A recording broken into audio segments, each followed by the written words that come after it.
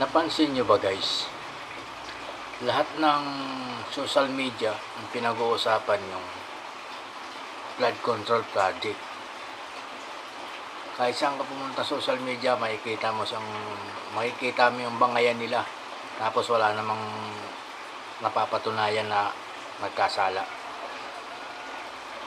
Kung ako yung presidente,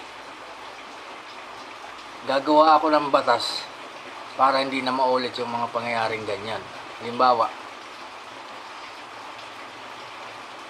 lahat ng gumagawa ng proyekto ng gobyerno, ginagawa nila ng vlog o ginagawa nila ng social media, di sana walang nakikitang korap. Bakit hindi nyo gawing batas yan? Katulad ng mga MMDA, pag nagwa-widening sila, naka-vlog, naka-video para kita ng publiko yung mga ginagawa nila. Pero yung DPWH, pinakita ba kayong ginawa nila? Nakikita nyo lang yan pag palpak na eh. Lahat ng project nila nakikita nyo lang pag palpak na. Pero pag ginagawa pa lang, di natin alam kung saan napupunta yan, kung may project ba talaga sila.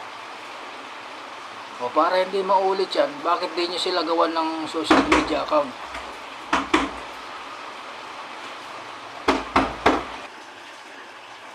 Sa mga lansangan, nakikita nyo yung mga video ng mga MMDA, yung INCAP. Parusa yan para sa mga motorista. Pero yung parusa para sa kanila, may nakikita ba kayo? Katulad ng mga proyekto nila. May napaparusahan ba sa kanila? Wala, di ba? Eh kung gawin natin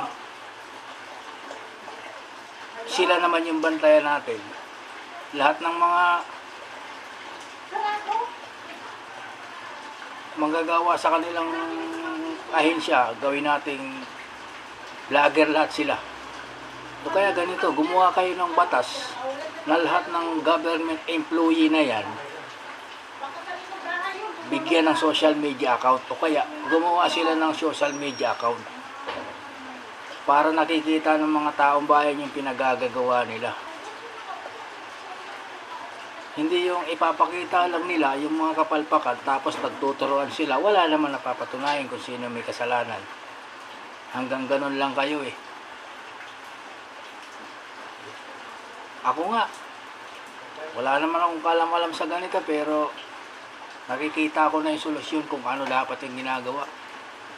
Tulad itong social media, lahat dito mo makikita. Pero pag sinearch mo yung mga project ng mga DPWH nyo na yan, wala kang makita maski isa. O kung gumagawa sila ng social media account, hindi sana nakikita natin yung mga ginagawa nila, kung palpak ba o tama.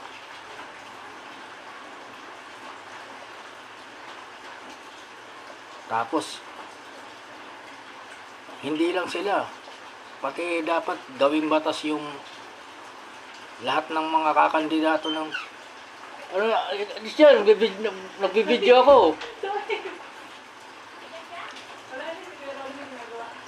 Lahat ng kakandidato simula president hanggang barangay tanod, dapat may requirements. Lahat sila dapat may social media account. Tapos yung social media account nila hindi tungkol sa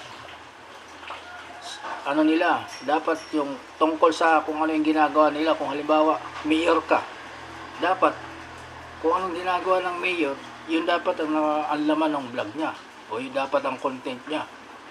Halimbawa ng mga MMDA, nagpa-vlog sila tungkol sa mga widening, pero pag ibang usapan na, hindi na nila binibidyohan. Gusto lang nila ipakita yung mga ginagawang kapalpakan ng mga taong bayan, pero yung mga kapalpakan nila hindi nila pinapakita. Gawin yung batas yan. Hindi kayo dapat, para hindi kayo nagtuturuan ngayon.